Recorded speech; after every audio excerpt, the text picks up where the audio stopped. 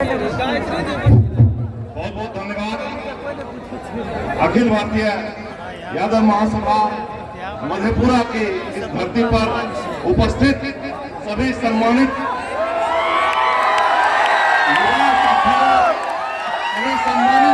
बुजुर्ग बंधुओं, मंच पर बैठे हुए इस सभा के माननीय सभापति महोदय, पूर्व जिला पदाधिकारी एवं पूर्व प्रमंडल आयुक्त डॉक्टर गुरेलाल यादव जी, मधेपुरा की धरती के लाल अर्पण तर्पण और समर्पण की कोख से पैदा लेने वाला मधेपुरा के पूर्व सांसद आदरणीय श्री पप्पू यादव जी, इस धरती के सभी युवा साथियों, मैं मुंगेर जिला से चल करके आया हूं और आपके बीच में यह संदेश देने आया हूं।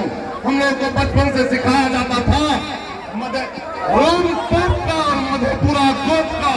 आज आपकी उपस्थिति ने दिखा दिया कि मधेपुरा के गोप, मधेपुरा के यादव बंधु कितने आगे हैं, शिक्षित हैं, विकसित हैं और जीवन में आगे बढ़ेंगे।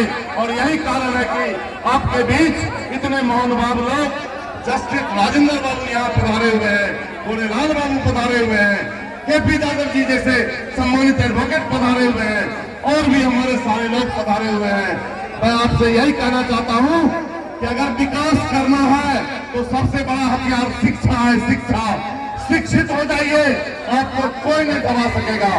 आपने देख लिया जातिगत जनगणना में सबसे ज्यादा संख्या किसका?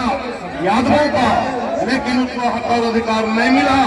इसलिए यादवों को अगर हक और अधिकार लेना है तो शिक्षित होना सीखिए। जो शिक्षित होगा वही विकसित होगा। आने वाला समय आपको नीचे और पीछे धकेलने के लिए बड़ी साजिश हो रही है। उस साजिश